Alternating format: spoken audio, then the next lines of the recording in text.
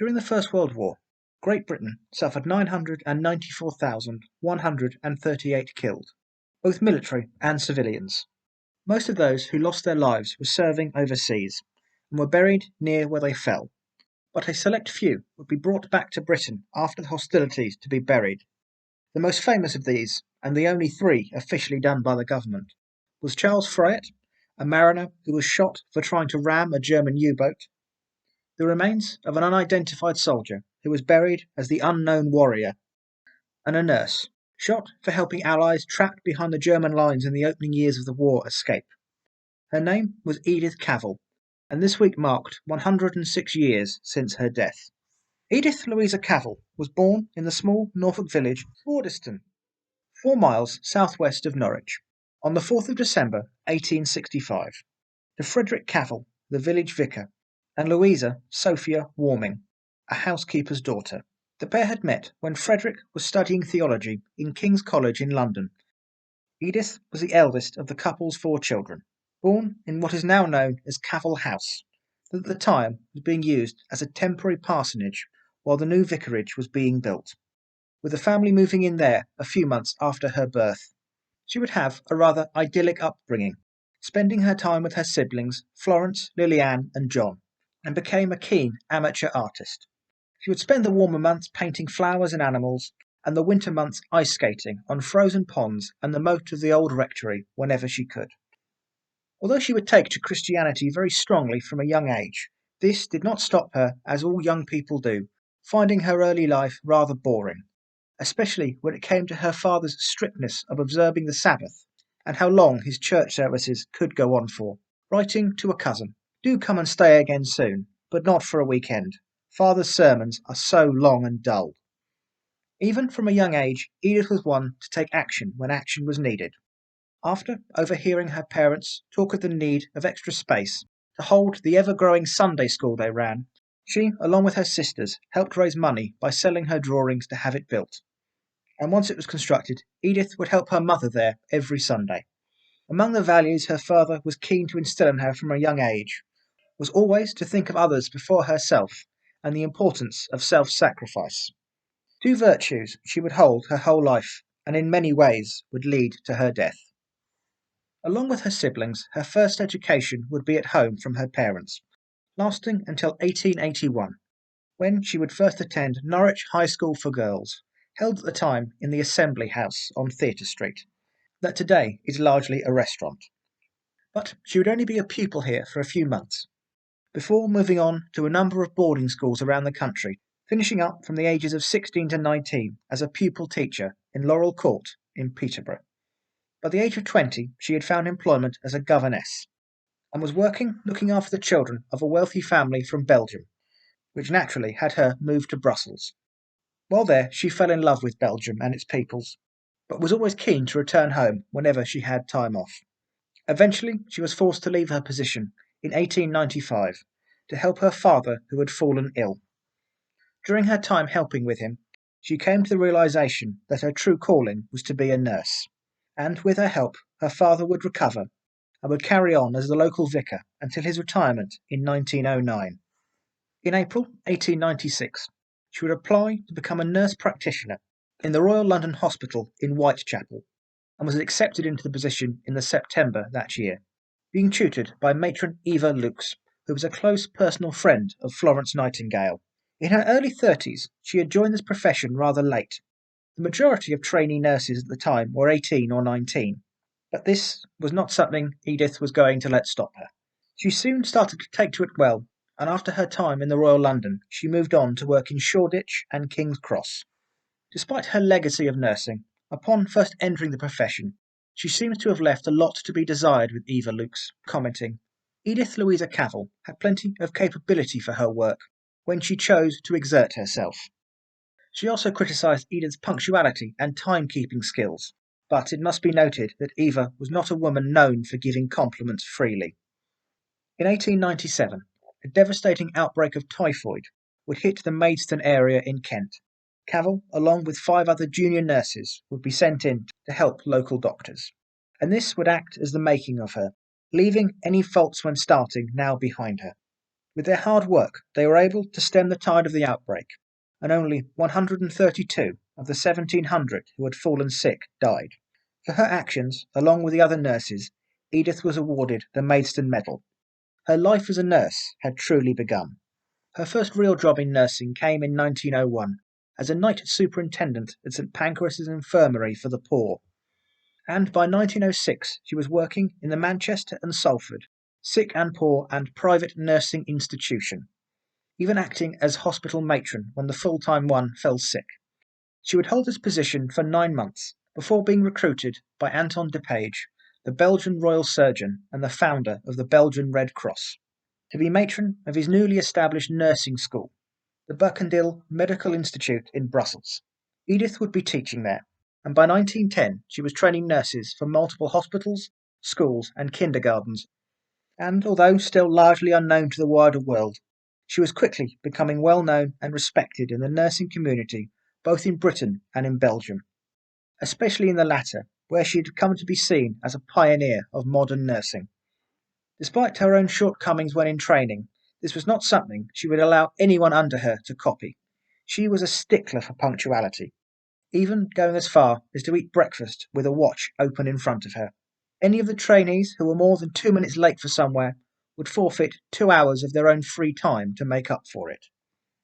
But she quickly found in Belgium she was fighting against long-ingrained attitudes and beliefs that were held in the country, writing, "The old idea that it is a disgrace for a woman to work is still held in Belgium, and women of good birth and education still think they will lose caste by earning their own living." Along with this attitude, this was the first time in the history of the country that nursing was being done by women who were not nuns, and many found this unacceptable. But opinions changed when the Queen of Belgium broke her arm and was treated in Cavell's hospital.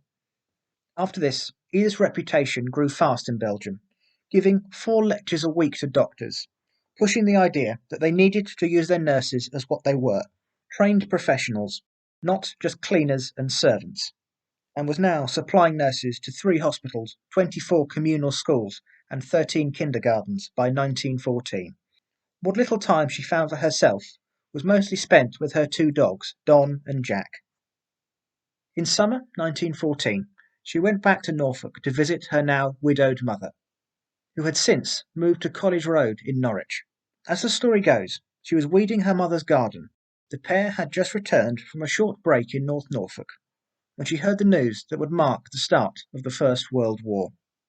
Her friends and family begged her to stay where it was safe, telling her that she could help the war effort at home, but Edith refused, saying, "At times like this, I am more needed than ever." She bid farewell to her mother and returned to Brussels, arriving on the 3rd of August 1914. She found her clinic and nursing school had been taken over by the Red Cross, and she was soon to place herself in charge of all of the nurses. Her first act was to dismiss the German and the Dutch nurses home to safety, and made it clear to those staying that if the war should enter Belgium, regardless of uniform, all soldiers would be treated as needed. On the 4th of August 1914, after much failed diplomacy in what came to be known as the July Crisis, German imperial forces marched into neutral Belgium, on their way towards France, their old enemy, hoping to relive the sweeping victories of the Franco-Prussian War of 1870. But this was not to be. Despite the bravery of Belgian troops, as well as interventions from French and British troops towards the end of August, the whole country, other than an area in the northwest, around the town of Ypres, would remain in German hands for the duration of the war. The German advance in summer 1914 was described as endless, tireless, with the delicate organisation of a watch and the brute power of a steamroller. On the 19th of August, German troops entered Brussels. Belgians had elected not to make a stand in and around the city, so it was captured fully intact, with most of the German army immediately advancing through it west, towards the grand prize, Paris, falling only 20 miles short of their goal, and being forced to retreat back towards the French border after the Battle of the Marne. Although no battles were fought in Brussels, casualties from both sides were soon streaming in, as well as civilians caught in the crossfire. Edith and her nurses worked hard, treating all the same the best they could. which brought her some criticism for helping wounded German soldiers. With the city now under German control, the 60 English nurses were offered safe passage to the Netherlands. All but Edith and her chief assistant, Elizabeth Wilkins, accepted. In the early days of the invasion, Edith was able to write to the Nursing Mirror, telling them of the state of the city and the actions of the German troops that ran totally counter to the propaganda being produced. Soldiers were laughing and joking with locals, giving chocolate to the children, and giving them rides on their horses, a far cry from the Butchers of Belgium narrative that was being told. But she also reported of a general confusion among many of the German soldiers to discover they were in Brussels, believing they had just taken Paris, and claiming as they had no quarrel with the Belgians, they were unsure why their commanders had invaded. Attitudes in the country would change fast, though, when martial law was introduced by Baron von Blissing, ordering all males over 18 to report to German authorities to be sent to labour camps to aid the war effort. This included the injured in her care as soon as they recovered. In order to stop this, Cavell and her nurses created fake health documents to exempt their patients and began to look for ways to help them escape the country. In September 1914, she was asked to smuggle 2 wounded British soldiers, trapped behind the German lines since the Battle of Mons in August, and get them across the border into the neutral Netherlands. Agreeing to help them, Edith took the first steps down a path that there would be no return. More soon followed looking for a way out, including Private Arthur Wood of the 1st Battalion, the Norfolk Regiment. Edith was delighted to meet someone from her home county, and asked him to take her Bible and a letter to her mother with him. Private Wood naturally agreed. By the November of 1914, she was now part of a rather sophisticated underground network, sheltering, aiding and smuggling wounded British and Belgian soldiers out of the country and into the safety of the Netherlands. When safely over the Dutch border, many of them carried on further to Britain and often came back to join the fight. Along with the many Allied military personnel, this also acted as a method of escape for civilian French and Belgian men of military age who wished to join up with their armies fighting on the other side of the German lines, providing them with travel documents and money to make their journey. It was dangerous work and a clear violation of the military law placed upon the occupied territories, and if caught, the penalties would be severe. Under the noses of the occupying forces, they were credited in helping 200 British, French and Belgian soldiers escape into the Netherlands over the course of 11 months. But things were not to last. The German military was beginning to suspect something was going on, and investigations were now underway. With the army even searching the hospital a couple of times, but finding nothing, Edith was always clever to hide the evidence. Despite the lucky escapes, Edith was well aware the net was closing in. She sent letters back to Britain to the soldiers and her friends in the Belgian aristocracy, some warning her mother of possible German spies in the country she feared would come looking for her, and others to the government asking for help should the worst happen. It all came crashing down in mid-1915, when the organisation was betrayed by spies that had been placed among them. Edith was arrested on the 3rd of August 1915 and charged with harbouring enemy soldiers. She was imprisoned in Saint-Gilles prison for 10 weeks. Just 2 days after her arrest, the letter asking for help arrived to the British government. Her captors allowed her to write a few letters to friends.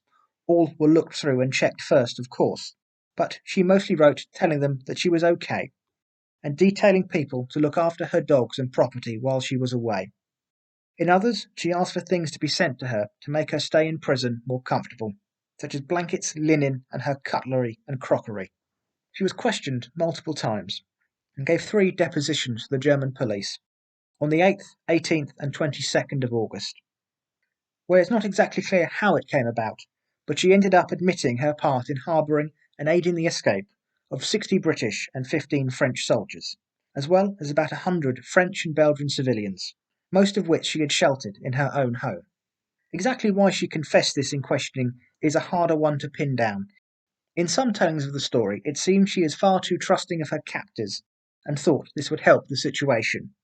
And in others, it seems that she was lied to, told that others had already confessed of what was happening, so she might as well have told the truth anyway. But either way, it did not particularly matter. She had told the truth, and at no point had she ever tried to hide while questioned exactly what they were up to. She was taken back to her cell to await her trial, spending the last 2 weeks of her time in Saint-Gilles in solitary confinement. Her student nurses sent her flowers, and in return she sent letters, thanking them for their kindness, but ever the ward matron, she was keen to tell them to study hard and not be late for classes. When her time in court came, Nurse Cavell didn't stand alone. 27 other members of the organisation were also on trial, among them Princess Marie of Croy, a member of the Belgian aristocracy. Her lofty title would save her from the death penalty, but a vicar's daughter from Norfolk would not be so lucky. As well as there are aspects of her time in court that make it seem that it was little more than a show trial. Her original lawyer, a Mr. Brown, was forced to pull out of the case due to unforeseen circumstances at the last minute, and his replacement, Mr. Christian, was soon informed that he was not allowed to see his client until the trial was taking place, or look at any of the evidence against her either, but was told to expect a long trial, given the number of defendants. On top of this, an advisor to the American legation had asked to be present at the trial, but his request was denied, being told that it would prejudice the case if he turned up, removing the eyes of a neutral nation from the ongoing proceedings. Edith's questioning had been done in French, a language she was fluent in, but the trial was held in German, a language she did not speak, and it is believed that many of the questions to her, as well as her answers, were mistranslated, either accidentally or deliberately. Her co-defendants, possibly realising, now tried to get as much blame taken off Edith as they could. As she had not played a role in conducting troops to the enemy, she had only sheltered them, but to no avail. Not helped by Edith herself, who at times argued with the judge, especially when he said she had wasted her time saving English soldiers, as they were always ungrateful. Her reply sealed her fate. She stood up and said that was untrue. Some of them have written to me from England to thank me. When asked why she'd done it, she said she was doing her job and saving lives. Had they been caught behind the German lines and mostly out of uniform, the troops would have been shot. Despite the promises of a long trial, after just 2 days she was convicted under German military law of conveying troops to the enemy, a crime that in peacetime would have given her life in prison. But of course, this wasn't peacetime, and the law gave little room for leeway. At time of war, anyone who, with the intention of aiding a hostile power or causing harm to the German or Allied troops, shall be punished with death for war treason. She was sentenced to death along with 5 others, but only one, Philip Barak, an architect in his 30s, would be executed. You may be wondering, as she is not a German citizen, if what Edith did could technically be considered treason. Unfortunately, the law had made accommodations for this, extending its power to all citizens present in the zone of war, regardless of nation. The verdict brought outrage around the world, but especially from Britain, but it was limited in what it was able to do, with Sir Horace Rowland of the Foreign Office making the very gloomy comment, "I'm afraid that it is likely to go hard with Miss Cavell. I'm afraid we are powerless." One of the few avenues left available to try and get the German authorities to overturn the death penalty was going through the currently neutral nation of the United States. The first secretary of the US legation to Brussels, Hugh Simon Gibson, approached the German government, telling them that carrying out this act had virtually no military value, but would significantly damage Germany's already waning reputation due to their actions as the war progressed. Later writing, "We reminded German civil governor Baron von der Lacken of the burning of Leuven, the sinking of the Lusitania, and told him that this murder would rank with those 2 affairs, and would stir all civilized countries with horror and disgust." Count Harris broke in at this with a rather irrelevant remark, that he would rather see Miss Cavell shot than have harm come to the humblest German soldier, and his only regret was that they had not 3 or 4 old English women to shoot. Count Harris may have taken a hard line, but Baron von der Lacken was more willing to listen to reason, going as far as to say that since she had been open with them from day one and told the truth about her actions, she should be pardoned and jailed instead, but failed to sway his superiors and the German military governor, who wanted the execution carried out as soon as possible. The night before her execution, She was allowed a visit by Reverend H. Sterling Granham, an Anglican chaplain of Christ Church in Brussels. While there, they spoke, and she told him how he was feeling, leading to the words that are inscribed on almost every monument to her in one way or another. I am thankful to have had these 10 weeks of quiet to get ready. Now I have had them, and have been kindly treated here. I expected my sentence, and I believe it was just. Standing as I do in the view of God and eternity, I realise that patriotism is not enough. I must have no hatred or bitterness towards anyone. The pair prayed and sang hymns together throughout the night, and she gave him her final letters to her nurses, telling them goodbye and not to lose heart, but in her usual style, telling them the importance of working hard and avoiding idle gossip. Little did Edith know that while she spent her final days in her cell, last-minute, desperate and ultimately futile attempts were being made to save her life. Despite being on his sickbed, the US ambassador to Belgium, Brand Whitlock, among other US officials, as well as Rodrigo Vincent of Spain, another neutral nation, wrote personally to von Blissen, requesting that at the very least the execution should be postponed, while neutral and unaffected parties looked into the evidence. Even the Vatican tried to intervene, but all efforts were ignored. On the night of the 11th of October 1915, he gave the go-ahead to form 2 firing squads made up of 16 men, to carry out the execution of her and 4 Belgian men the next day, at the tri-national shooting range in Schaerbeek in Belgium. Edith Cavill's sentence was carried out at 7 a.m. on the 12th of October 1915, along with the death of the other member of her organisation, Philip Barak. Both were led out to their awaiting firing squads, and as Edith was tied to her post, she turned to the German chaplain present and said to him her final words: "Ask Father Gannon to tell my loved ones later on that my soul, as I believe, is safe, and I am glad to die for my country." Among the few people in witness was German poet Gottfried Benn, who had been working as a senior doctor in the Brussels government since the invasion. His account of her death and burial would be published in 1928 as How Mrs. Cavill Was Shot. And despite later rumours, her death seems to have been carried out without incident. She was buried next to Saint-Gilles prison on instruction of a Spanish minister present. She was 49 years old. News of her death swept the world and brought with it a wave of outrage and condemnation towards the German people, already painted as monsters who had rampaged through Belgium, bombed innocent women and children from their zeppelins, sank vessels from neutral nations, and brought the horrors of chemical warfare onto the battleground. And now, on top of all of this, they shot nurses. Colonel Vernon Kell, the head of MI5 at the time, was said to have been apoplectic with rage, making the statement, "We are dealing with an unscrupulous enemy who apparently does not even require evidence of espionage in order to execute women." He swore that any spy captured in Britain, regardless of sex, would now meet the same fate as retribution.